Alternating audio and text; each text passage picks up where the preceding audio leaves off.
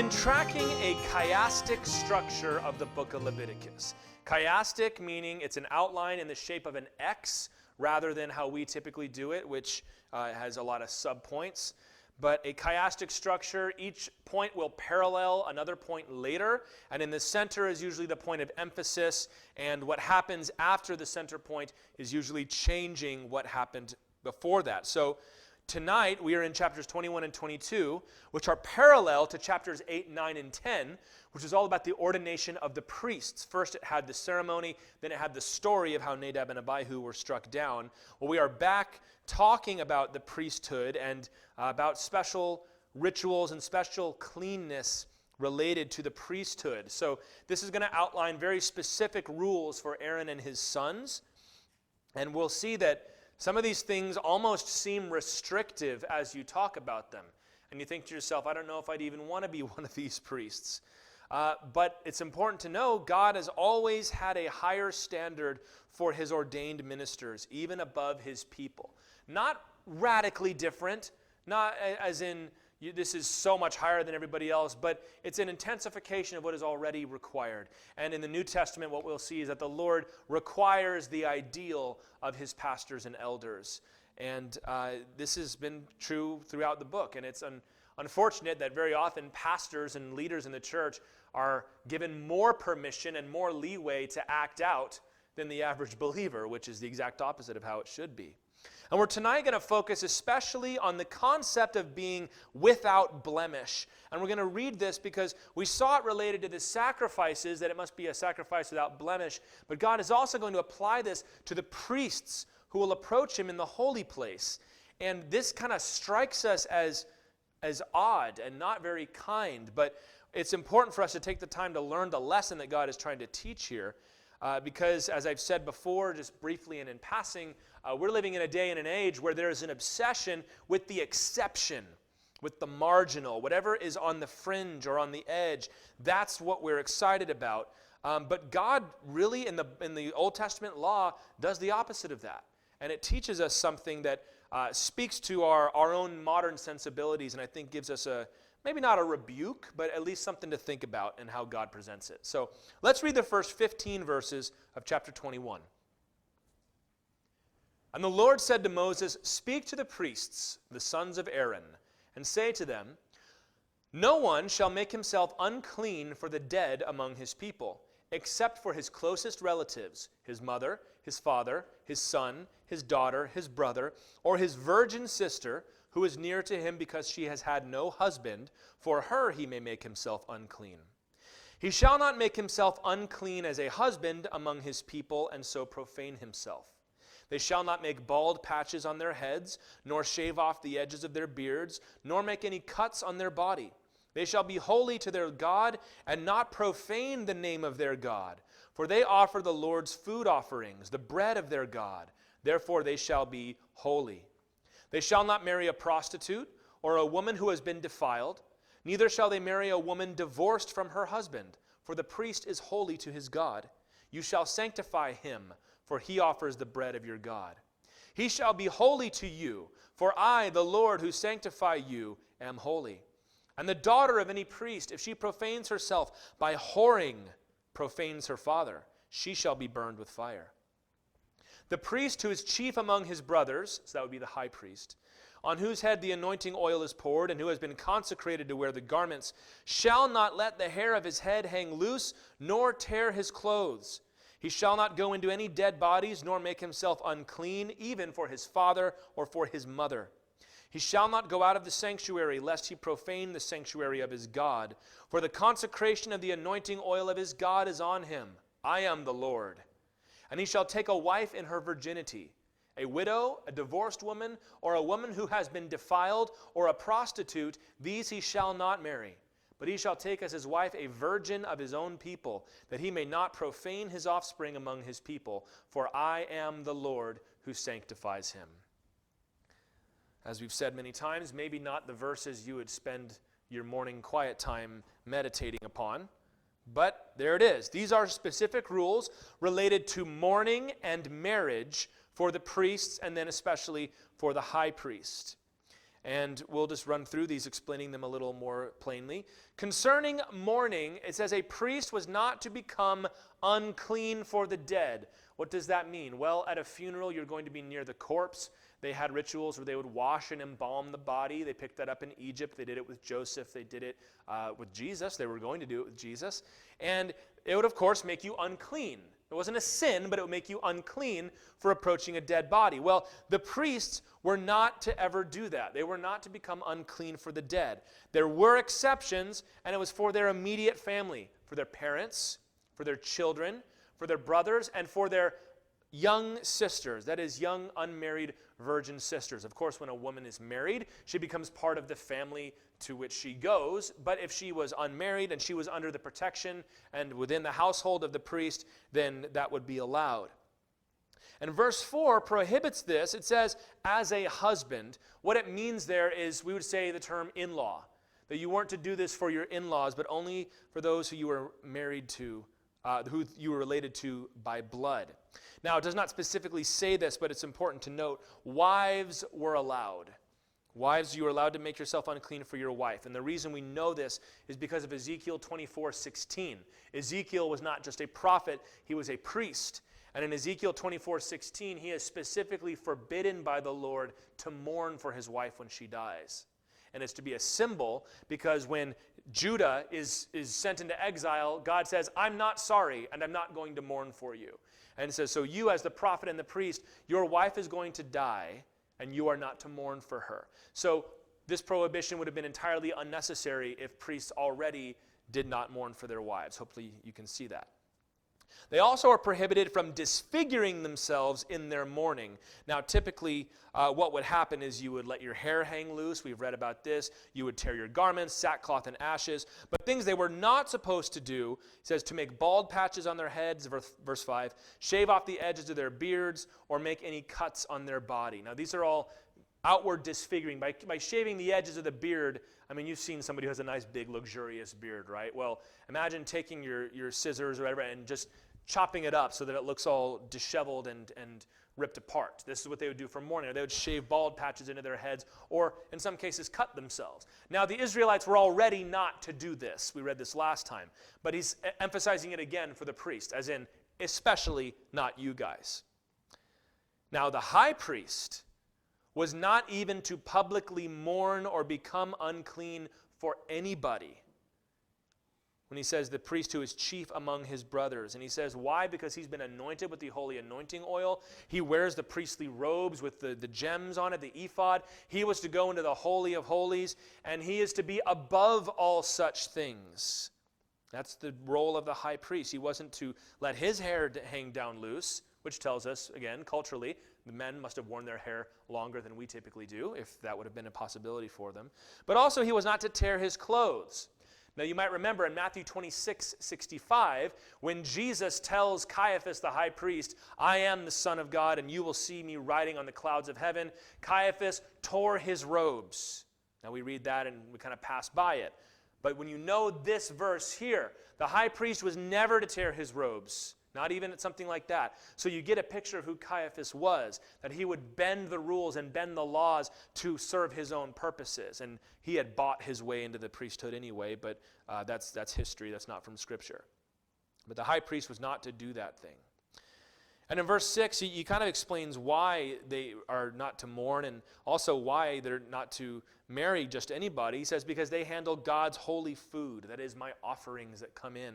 And he says, if you're going to do that job, you have to be separate and different from other people. And the second rule, first was mourning, and the second now is marriage.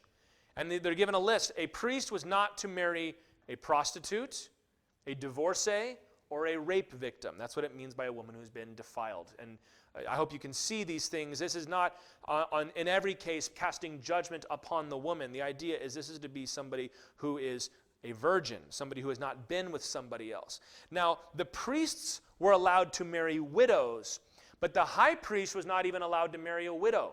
He was to marry a Hebrew virgin, so you can kind of throw foreigners. We're also not allowed in there. And we say, why is that? Well, the reason was the bloodline of Aaron was to be preserved. It was always supposed to be the sons of Aaron that served in the tabernacle. And so for most priests, This was to be, by putting it this way, not a prostitute, someone who's been raped, or somebody who has been divorced. The idea is there is no possibility that that child that has been born is anything other than a direct son of Aaron.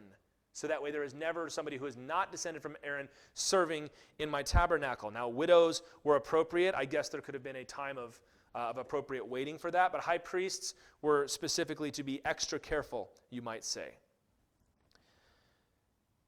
And then he has another rule here thrown in because it's probably the best place to have put it, that if the daughter of a priest was ever to become a prostitute, she was to be burned for profaning her father, that is, profaning God's representative, because she carried the blood, and of course we'd say the genetics, you might say, of her father.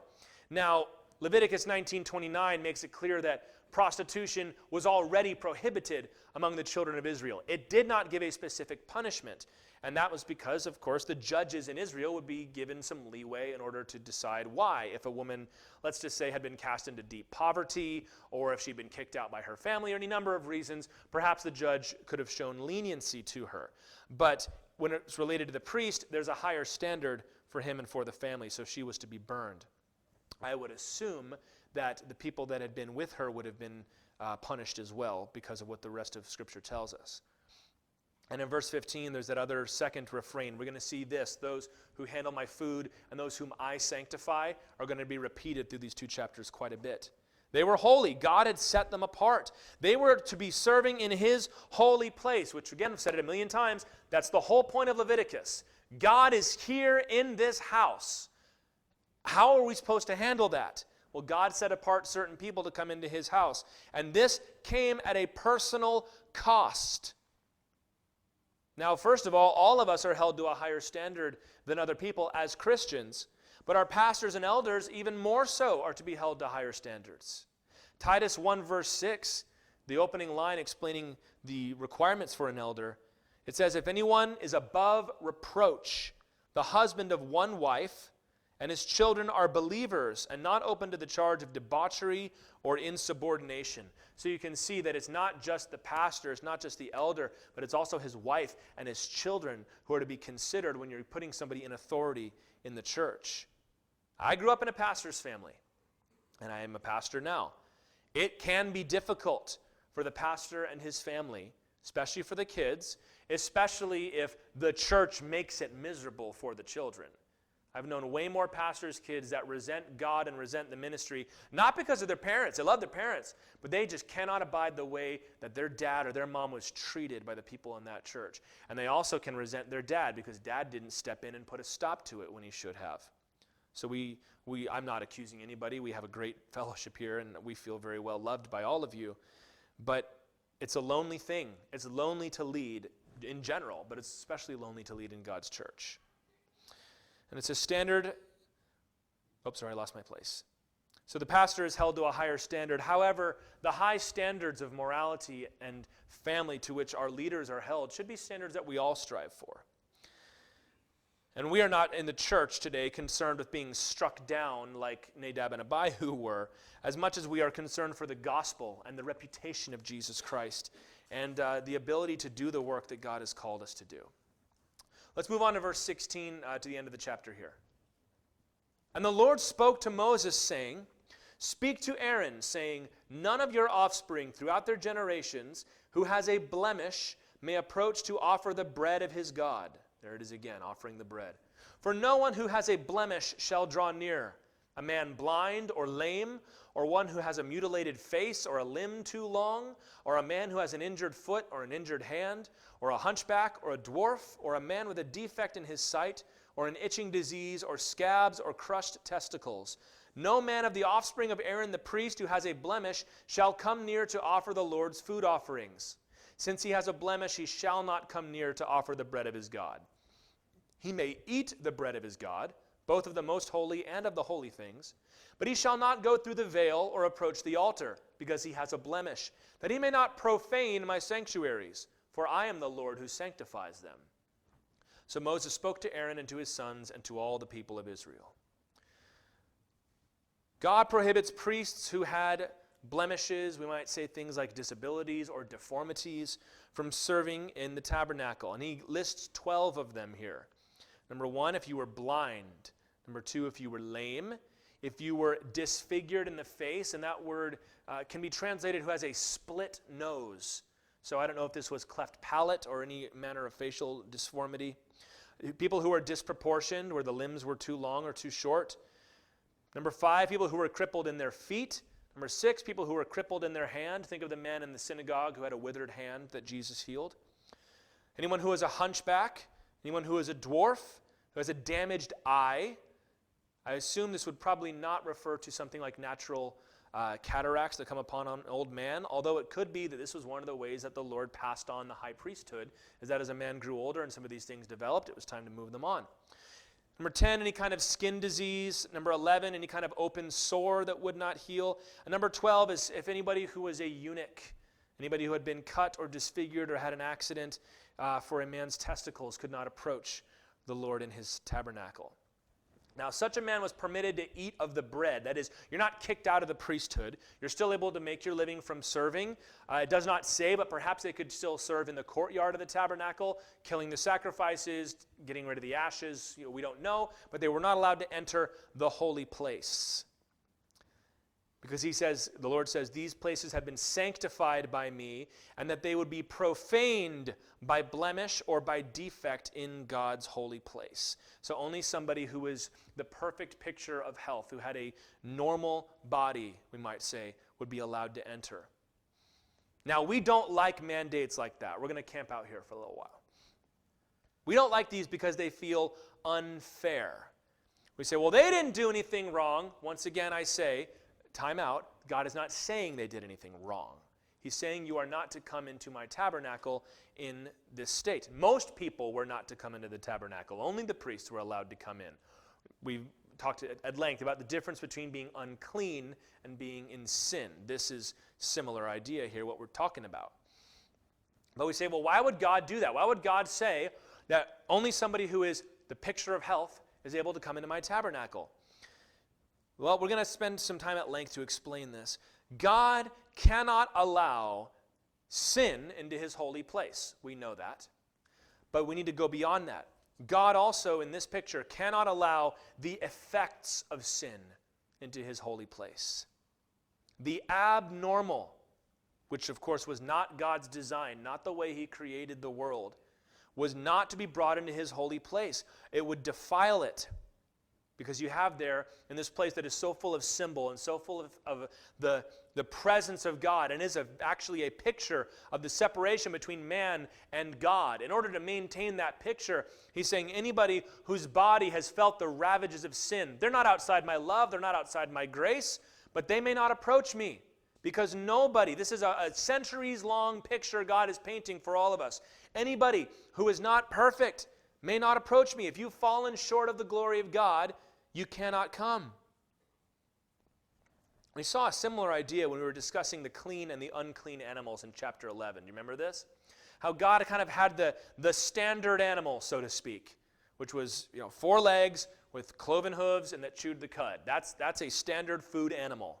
Anything that had uncloven hooves or anything that ate something that was dead or any fish that did not have scales and fins, or any bird that ate dead creatures was not to be eaten. And we saw how God is painting a picture here of wholeness. Not holiness, but wholeness. And this is similar to what he's getting at here. There's absolutely a moral dimension to holiness. We've talked about that. And that's how the New Testament mostly picks it up. But what you need to understand, there is more than just morality related to holiness. Something that was holy in the Old Testament was not necessarily morally holy. It was separate, it was distinct. And it was supposed to be separated with a positive connotation. So somebody who is separated from the rest of humanity is somebody that is holy. That's why the priests were not to engage in the same normal, non-sinful practices, because they were holy. In the same way, only those that were whole could approach the Lord in his holy place. And as such, this is a point that can be very much misunderstood. So I'm going to try to speak carefully, and I hope that you'll try to track with me here. The Bible very much celebrates what is normal, meaning the way that God made it and designed it. The Bible celebrates that. In Genesis chapter 1, when God made the world, Genesis 1:31, God saw everything that he had made, and behold, it was very what? Good. And there was evening and there was morning, the sixth day. When God made the world, everything was good. God looked at it and said, that's all right. We're going to hang on to that. And he rested on the seventh day. The idea being there's nothing more that needs to be made. It's been completed. In the Garden of Eden, there was no sickness. There was no perversion. There was no death. These are things, sickness, perversion, and death, that came because of sin. Romans 5:14 tells us that death reigned in the world from Adam because of sin. And not just death, but sickness, as I said, moral perversion came into the world. We see that with Cain right away. That came into the world because of sin. That was not the way God made it. This is why it's so hard sometimes to answer ethical questions when there's sin involved, because this was not the way that God made it to be. This is why very often we have a hard time handling life. And why did this happen this way? Can't understand it, because sin has wrecked what God made. Therefore, every deviation from the norm, meaning the way that God designed it, is a departure from the way God said is very good. It's profane. And I'm saying profane because it's not necessarily sinful. The category we're dealing with here is not necessarily moral. That's in there. But seeing somebody who is, to use one of his examples, who's born blind, that's not that baby's fault. And we're going to look at this in a second. But that is not the way that God made it. Sin has profaned God's creation. Our rebellion against God has borne fruit in the world. And to the point I was just making, the Bible makes abundantly clear, and especially Jesus, that not all of these things are our fault. There's not always moral culpability related to the profaning of God's holy design. Job makes this, he takes like 40 chapters to make this very strong point. Not every bad thing is somebody's fault. In John chapter 9, they saw the man who was born blind, and they said, Lord, who sinned, this man or his parents, that he was born blind? And Jesus says, neither one. It's not always that something is at fault, that somebody is at fault. Sometimes things just happen. And there are some, I don't even know if I want to say well-meaning, but there are some Christian, church-going folks that will make you feel like everything bad thing that happened to you is because of something you did. That is not the way the Bible puts it. So I hope I've said that very clearly, that these categories I'm discussing, they can be sinful, but it's broader than just sin. It's a deviation from God's design. Physical disabilities. Might add to that mental retardation. A spouse who's been abandoned. Starving families. The crops fail. Dad lost his job. It wasn't their fault. They were hardworking people, but they're having trouble getting their feet back under them. Those things are part of living in a sinful world. It's just going to happen until Jesus comes and makes it all better. But now let's move on to the part that sometimes it is our fault. Matters of morality are also in this category of profane. The main example that Romans chapter 1 uses is that of sexual deviance. That when you reject the knowledge of God, you begin to worship the creature rather than the Creator. And when you suppress the knowledge of the truth, it says God gives people up.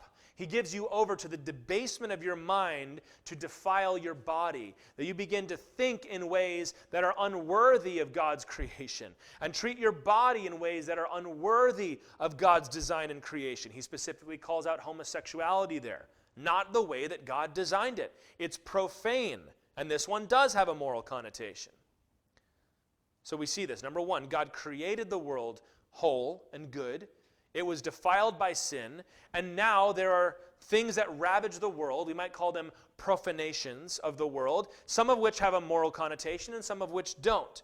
Now let's look at what happened when Jesus came.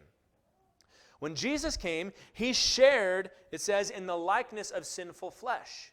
Jesus himself did not sin, but he lived in a body as if it had sinned, meaning he was not walking around in a perfect glorified body like Adam and Eve would have been. But he also came to deliver us from sinful flesh. And that just shows you the incredible love and grace of Jesus Christ. Because I'm going to take on what they have taken on, even though I don't deserve it, and I'm not going to bring it upon myself. I'm willing to accept it in order to help them. And when Jesus walked around teaching, he went around making what was unwhole, going around making it whole. When John the Baptist was thrown into prison, he sent some people to go talk to Jesus, and he said, are you the Messiah?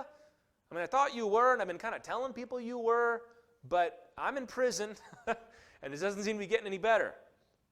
Well, Jesus told him in Matthew 11:5, he said, go back and tell John, the blind receive their sight, the lame walk, the lepers are cleansed, and the deaf hear, and the dead are raised up, and the poor have good news preached to them. Jesus uses as an example of proof of who he was, that I am going around making broken bodies whole. I'm reversing what evil has done. I'm reversing what sin has done. I'm opening up blind eyes. I'm unstopping deaf ears. I'm raising up the cripples. I'm preaching good news to the poor. I'm even raising the dead, the ultimate example of this thing. So Jesus, the way he demonstrated who he was, John, I'm going around fixing everything. All these people that have been broken by sin, I'm fixing it. In his body, Jesus made bodies whole. And then, of course, ultimately, in his death, his sinless death, he brought an end to the power of sin and death. So he not only healed the immediate issue, but he dealt with the ultimate issue. He didn't just deal with the symptoms, he dealt with the cause, you understand. So why do I draw that out? The idea of sin defined as corruption carries over into the New Testament, making very clear this isn't always somebody's fault. Now, there was certain times where Jesus healed a lame man and said, now go and sin no more. And the implication seems to be that he got himself into this mess. There's both of those things, but Jesus came to help them both. This is why, of course, those with physical and moral defects are both welcomed into God's family today. The veil has been torn. Those who are broken spiritually, those who are broken physically, are not excluded from God's presence any longer. And praise the Lord for that. But you know what? There is an ultimate transformation coming, where God is going to deal with all of this. 1 Corinthians 15:50, one of the classic rapture passages, says, I tell you this, brothers, flesh and blood cannot inherit the kingdom of God. Why? Because flesh and blood, as we've said, are corrupted by sin. Nor does the perishable inherit the imperishable. Verse 53 of that chapter, for this perishable body must put on the imperishable, and this mortal body must put on immortality. So Jesus has welcomed everybody now, but that's all into the hope of someday we're all going to be dealt with, not just the sinful moral aspects of who we are, but even the physical body is going to be glorified. There's not going to be any blind people in heaven. There's not going to be any sick people in heaven, and we're never going to die in heaven, because the root cause of all those things, which is the corruption of sin, will have been removed and will have been glorified. So I hope you've tracked me through this. God made the whole world good. Sin corrupted it. So now there are all sorts of things that make life miserable. Some of it is our fault, some of it is not. So when Jesus came, in order to prove who he was, he went about fixing all this stuff. And his death made it so that eventually we will all be welcomed and all be glorified. And the corruption, the profanation of sin will end when we get to heaven. So for that reason, knowing the whole story that I just laid out for you, there's the theology. We come back to Leviticus, and he says, my priests, when they come into my holy place, must be whole because they are holy. He's not saying you're better in God's eyes than somebody else if you have all your fingers. He's saying you are representing something to my people. And what you are representing is the wholeness of my design, which eventually I will restore, because the perishable cannot receive the imperishable. Kind of like we say, God accepts you just as you are, but he loves you too much to leave you just as you are. He wants to heal you. He wants to make you whole. This is the theme that runs throughout the Bible, and the Bible is very unmodern in the way that it goes about it. It just talks about the fact that, hey, somebody who is crippled, they're not exactly the way God designed us. That's not their fault, but Jesus wants to heal them of that. Or Jesus comes along and he says, this is a clean animal, this is an unclean animal. Now later on, God would divide those distinctions away from the church because the lesson had been well learned. But the idea that we're looking at here, this theme of being whole, is not one that we find a lot of sympathy with today. And here's where we're going to kind of get some application. The Bible upholds the standard of creation, whether that is the physical creation or whether that is the institutions and the rules that God has set up. So your physical body and also God's commandments for your life, your creation, as beautiful and desirable. You read through the book of Song of Solomon. It, in fact, in a way that makes a lot of us blush, celebrates the beauty of a woman and the beauty of a man and in their union and their love together. It's God's design of a man and a woman coming together in marriage for the purpose which God has created them. The Bible celebrates that, and in any number of different other applications. But today, we're living in a world that has forsaken the idea of any kind of standard. And we now have an obsession with the marginal, with the abnormal, and the deviant. This seems to be what we are more interested in today. And I'll give you what I mean in an example. Because, again, this can be very well misunderstood, but I don't want to be. Some of these things are moral, some of them are not. But it has dangerous implications if we let it go. Have you ever wondered why modern art is so ugly? You ever like, there's two museums in Washington, D.C. There's the Modern Art Museum, and then there's just the regular plain old art museum. Now that one has the presidential portraits in it, and it's got all kinds of amazing paintings and sculptures. And then you go to the Modern Art Museum. I didn't even make it inside, because outside they have this little fenced-off green patch and a bunch of rocks. They're just rocks, nothing special. But then there's a little plaque right there. It has an artist's name, and it has, in quotation marks, Wandering Rocks. And that's one of the exhibits. And you kind of look through it, and they've got all these weird, like, oh, this is just a green, it's just a green canvas on the wall. And then there's one, I don't think it was in D.C., but it's a golden toilet, and you're invited to use it. And the name of the exhibit is America.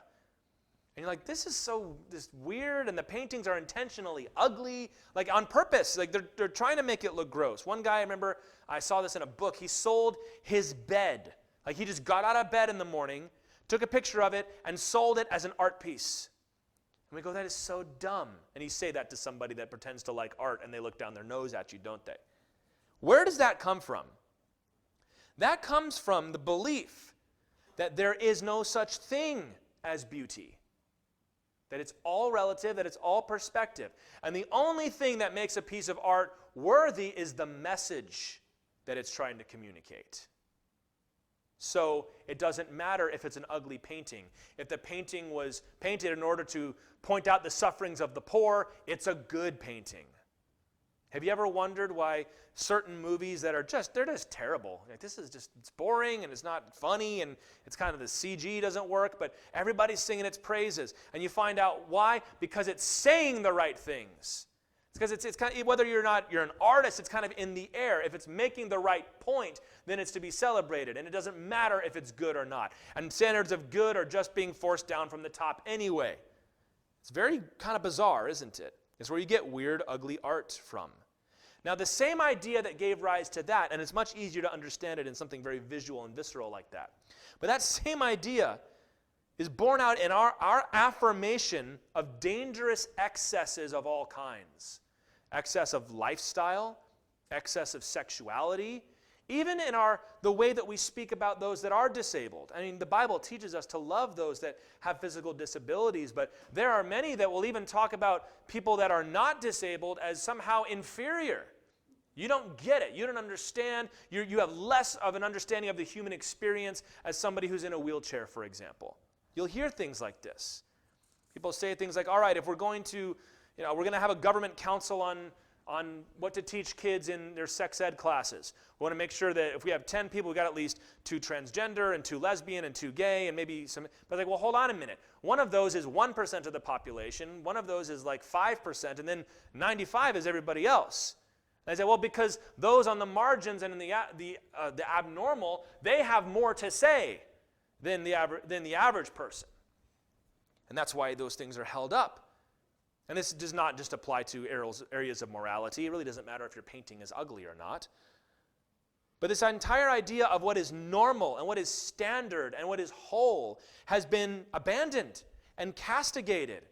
And it leads to some very painful things that when we read statistics about fathers abandoning their families or divorces or anything like that, it's not to be grieved. We're just coming up with a new way of looking at it. And lots of people have different families, and they should be put on TV, and they should be exalted, and they should be able to explain their side of the story. And we say, but this is the way God made it. And we say, well, that's not the way it is for everybody. Marriage is nothing so special. It's kind of old-fashioned anyway.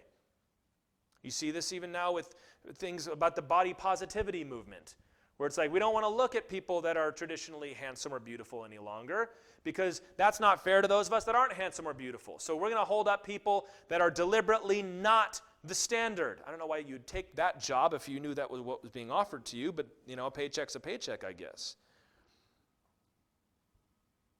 That we worship as a culture what's on the fringes and what's on the edges, to the point now where somebody who's in a majority position, and this can apply to any number of domains, should just be quiet and let somebody else talk, which is interesting in a democratic society, which is what we're supposed to have.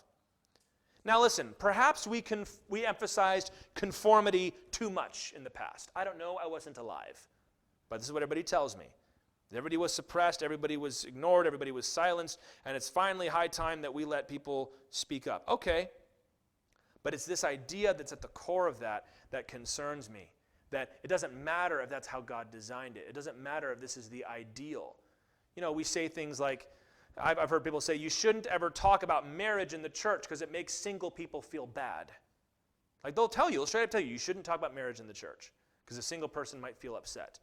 It's like, okay, well, the Bible presents it as this is something that is good and is to be desired, and it's one of the first things God did, and marriage is still what most people do, but people say that doesn't matter because people aren't getting married like they used to, and so we don't want to talk about that. That's not good. As Christians, we are to honor what God has made and established. And not, there's a lesson to be learned about welcoming those that are on the outside, or especially those that are things that are entirely out of their control. But we're not to fetishize the other. That's the opposite problem. Psalm 139:14 says, I praise you, O Lord, for I am fearfully and wonderfully made. Wonderful are your works. My soul knows it very well. When sin corrupts something, we don't praise the corruption. Just because the ideal has been broken and not everybody achieves it doesn't mean that we stop holding it up. All fall short of the glory of God, right?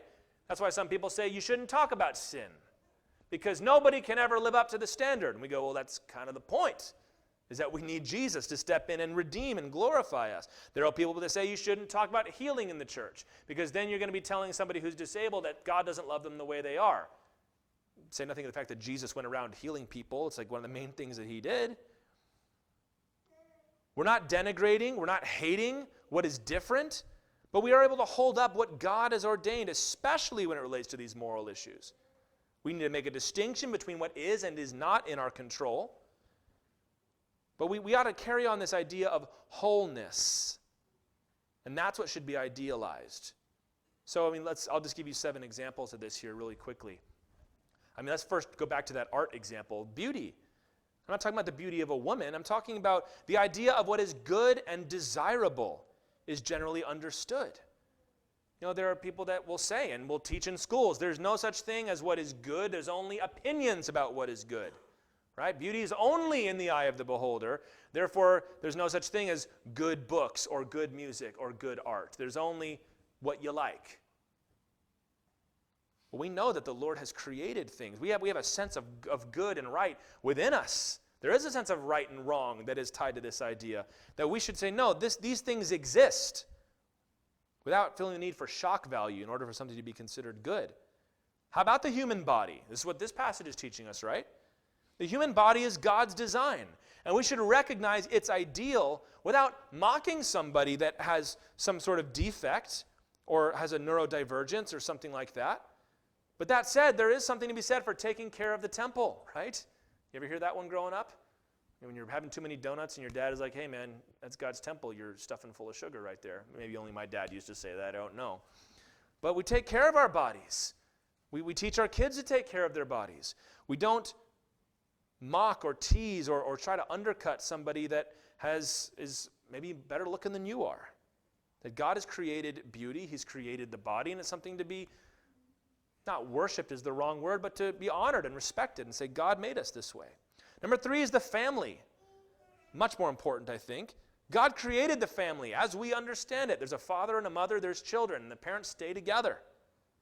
Now, do other makeups exist? Yes, they do, because life happens. But we don't alter our understanding of what God has said is best because there are those that are unable to achieve that for whatever reason. I already mentioned sexuality. We've talked about this at length many times. That when it is done right, a man and a woman together in the bonds of marriage forever, it's good and it's wonderful. And we don't need all of these protections that we try to bring up. We need to stop honoring false sexuality as just other options. Well, we want the kids to be able to consider all their options. Like, well, how about we hold up what God has said as right? This is what's good. This is the standard. Well, we can't have a standard. It's not fair to people that don't meet it. But this is what God has said. How about just different lifestyles? God created the home. It's the household is the way that the kind of the fundamental unit of society. That there's those that take care of the house, typically that's the woman, the man that goes out and works and brings it home, and the kids that work to bring it all together. And now it's just, especially people my generation, they kind of don't want anything to do with that. They're kind of like, I don't want to, that's so boring, it's so lame, it's what my parents did and their parents, I want to go and forge something for myself. I say, well, what's wrong with trying to do what everybody else has done before? If it's a good thing, it's something we should hold to. Even perspectives. Everybody's got a different perspective, but they're not all of equal value. And we need to stop going out of our way to uproot the more and more fringe ideas of things because the perspective of most people needs to be shut down. We need to recognize that very often, this is not a moral issue, but if there's a way that most people are looking at things and most people agree things should be done, that of itself does not make it wrong that we've got to go and try and dig up something else. And I can say this too. I'm going to say this last one delicately. But we need to stop demonizing somebody who is of a majority demographic. And this is something that has been happening a lot lately, and I'm very concerned about this. Because when we go around and we say those people that are, whether you're white or whether you're male or whether you're cisgender, new made-up word that we have, that you've just got to be silent, you've got to be quiet, let other people, all right, there's a room for those lessons. But it's been pushed so hard and so far now, I'm seeing people that ought to know better start to lash out against that and say, you know what, this is what I think and this is what I say, and I'm not going to let you push me around anymore. I've talked people down off of that before. Where it's like, bro, you can't act that way. You can't let that turn into hate and turn into rage in your heart.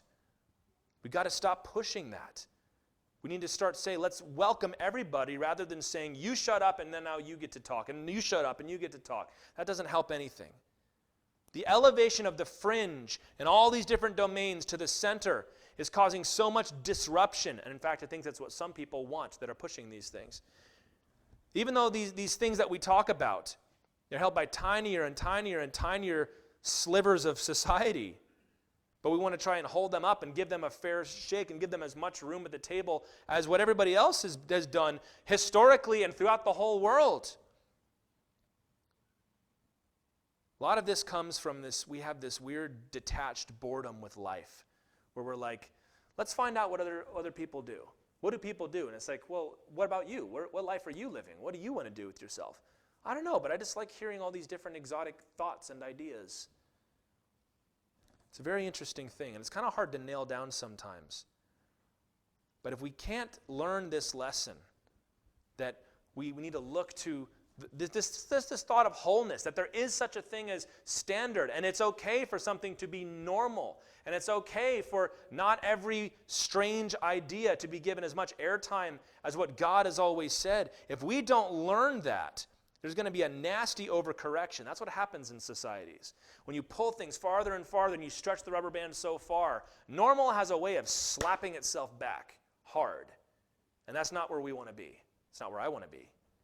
God created things to be whole. And it teaches us that we're not to admire and respect or to elevate what is deviant. But instead we are to recognize that wholeness was the original plan and wholeness is the goal in the future. And there's a million different other things to add to this. We need to make sure we're keeping things in their proper categories, because very often we want to take things that are not moral and attribute morality to them. Sometimes we want to take people and kick them out of the category in which they belong. But still, the Lord says, if you're going to approach my tabernacle, you're going to be whole. And the reason for that is because wholeness is the goal. That's what holiness is. And as Christians, very often we're the only ones holding on to God's standard for things. Chapter 22, we're going to go through verse 16 quickly to the end now. And the Lord spoke to Moses, saying, speak to Aaron and his sons, so that they abstain from the holy things of the people of Israel, which they dedicate to me, so that they do not profane my holy name. I am the Lord. Say to them, if any one of all your offspring throughout your generations approaches the holy things that the people of Israel dedicate to the Lord while he has an uncleanness, that person shall be cut off from my presence. I am the Lord. None of the offspring of Aaron who has a leprous disease or a discharge may eat of the holy things until he is clean. Whoever touches anything that is unclean through contact with the dead, or a man who has had an emission of semen, and whoever touches a swarming thing by which he may be made unclean, or a person from whom he may take uncleanness, whatever his uncleanness may be, the person who touches such a thing shall be unclean until the evening, and shall not eat of the holy things unless he has bathed his body in water. When the sun goes down, he shall be clean, and afterward he may eat of the holy things, because they are of his food. He shall not eat what dies of itself or is torn by beasts, and so make himself unclean by it. I am the Lord. They shall therefore keep my charge, lest they bear sin for it, and die thereby when they profane it. I am the Lord who sanctifies them. A layperson shall not eat of a holy thing. No foreign guest of the priest or hired worker shall eat of a holy thing. But if a priest buys a slave as his property for money, the slave may eat of it, and anyone born in the house may eat of his food.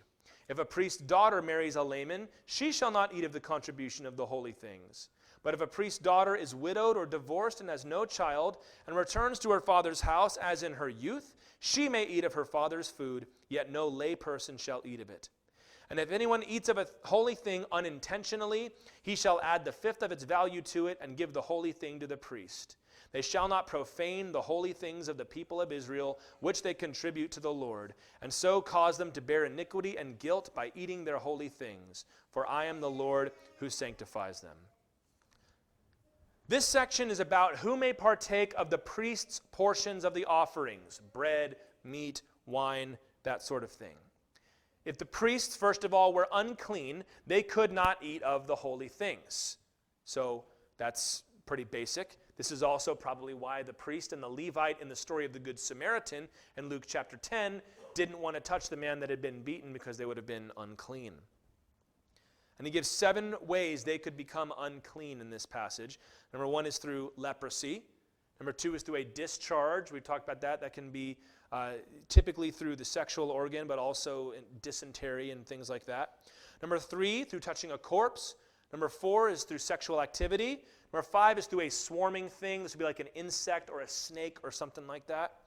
Number 6 is if you touch somebody who was unclean, you yourself would become unclean. And number 7 is through eating unclean food, whether it's something that had died of itself or had been killed and you found it there. And he says any priest who did that would die for profaning the meal. Probably not saying here that this was the death penalty as much as this is the Lord bringing judgment upon them. He then explains, all right, so a clean priest can eat these things. Who else? Who counts as the household? So who counts? Number 1, the priestly family, somebody living under his roof. Number 2 is the priestly slaves, and I've said every time we get into this, this was most often the case of a debt slave, somebody that was trying to pay off a debt and so had sold their labor to this person. They were given all kinds of benefits and all kinds of rights and responsibilities and things, one of which being they were allowed to eat of the holy portions of the priest. And if they had a divorced or a widowed daughter who was then back under their roof. So the same idea as from before. Now those who could not were laymen, those that were not priests, foreigners, a hired worker, so somebody who's maybe working alongside the bondservant but is going to go home at the end of the day. And number 4, a married daughter, because she's no longer a part of that family. She's moved on to another family unit. If any of this happened by accident, perhaps this is like David in 1 Samuel 21, who ate of the holy showbread. Remember that story maybe. They would have to offer a guilt offering, which we talked about in chapters 1 through 7, which was an offering where you'd also have to pay a 20% penalty, as in you've kind of robbed God is the idea, and you're giving back. Because the priests were holy people, they were to be supported by the work they did, and again, it was not for everyone. And all of this will seem very unfair and exclusionary to you unless you really believe that God was there. And if he was, all of a sudden this is exactly right. Verse 17 now. And the Lord spoke to Moses, saying, Speak to Aaron and his sons and all the people of Israel, and say to them, When any one of the house of Israel or of the sojourners in Israel presents a burnt offering as his offering, for any of their vows or free will offerings that they offer to the Lord, if it is to be accepted for you, it shall be a male without blemish of the bulls or the sheep or the goats. You shall not offer anything that has a blemish, for it will not be acceptable for you. And when anyone offers a sacrifice of peace offerings to the Lord to fulfill a vow, or as a free will offering from the herd or from the flock, to be accepted it must be perfect. There shall be no blemish in it. Animals blind or disabled or mutilated or having a discharge or an itch or scabs, you shall not offer to the Lord or give them to the Lord as a food offering on the altar. You may present a bull or a lamb that has a part too long or too short for a free will offering, but for a vow offering it cannot be accepted. Any animal that has its testicles bruised or crushed or torn or cut, you shall not offer to the Lord. You shall not do it within your land. Neither shall you offer as the bread of your God any such animals gotten from a foreigner. Since there is a blemish in them because of their mutilation, they will not be accepted for you. And the Lord spoke to Moses, saying, When an ox or sheep or goat is born, it shall remain 7 days with its mother, and from the 8th day on it shall be acceptable as a food offering to the Lord. But you shall not kill an ox or sheep and her young in 1 day. And when you sacrifice a sacrifice of thanksgiving to the Lord, you shall sacrifice it so that you may be accepted. It shall be eaten on the same day. You shall leave none of it until morning. I am the Lord. So you shall keep my commandments and do them. I am the Lord. And you shall not profane my holy name, that I may be sanctified among the people of Israel. I am the Lord who sanctifies you, who brought you out of the land of Egypt to be your God. I am the Lord. So some final rules of sacrifices here, and it's all connected to this idea of wholeness and what will be accepted in God's house. And he specifically makes rules for peace offerings. You remember a peace offering was something you offered of your own free will. And he delineates 2 different kinds here. One is a free will offering, meaning just because. I brought it to worship the Lord because I wanted to. And then there's also a vow offering, where I'm going to make a promise to the Lord, maybe a Nazirite vow, and you would also offer this offering. And there were rules here. Had to be an animal without blemish. It couldn't be blind or disabled or mutilated or have any kind of leprosy. Now for a free will offering, so a just because offering, a disproportioned animal was okay, but not for a vow. You can see that a vow is more serious than just coming to worship the Lord because you wanted to. Notice also, castrated animals were not allowed. And he makes the point, even if they were purchased that way from a foreigner. I didn't do it, Lord. Hey, they did it. He goes, yeah, but still, we're only offering whole animals. By the way, verse 24 could imply that there was a blanket ban on animal castration in the land of Israel as a whole, that you couldn't even get your dog fixed, for example, something God didn't want done. But there's difference of opinion on that. He adds at the end, animals could only be sacrificed after at least a week with their mother, and the baby was not to be sacrificed on the same day. Once again, this idea of wholeness, that let the child have a chance to be born. Don't take care of the whole family all at once, but allow the generations to continue. Going back to that standard idea that God put out there. And also, finally, he says a peace offering was to be consumed on the same day, similar to what we read in chapter 19. And he ends by reminding them that this holiness thing is my idea. I'm the one who sanctifies you. I'm the deliverer. And that's where we end. That holiness is God's idea. Wholeness is God's design. In the book of Malachi, the prophet will rebuke the people. He'll say, when you offer blind animals in sacrifice, is that not evil? And when you offer those that are lame or sick, is that not evil? Present that to your governor. Will he accept you or show you favor, says the Lord of hosts? He's saying, you're offering stuff in my temple you wouldn't even offer as taxes. Because your governor would be like, no, I'm not taking your sick goat. I want the whole goat. He said, but you come to my house and you offer what is sick? Hophni and Phinehas, the sons of Eli, despised the Lord. In 1 Samuel 2, they despised, it said, his holy offices. And they broke every one of these rules, and God judged them for it. So our reminder at the end here is to be holy as Christ is holy, and to honor what he has come to save. And I know that the application we went to today was maybe a little theoretical and hard to grasp at first, but all we're acknowledging is that God made the world. There is such a thing as right and wrong, and normal is okay. And that there are some things that are, right and wrong issues, and some things that are not.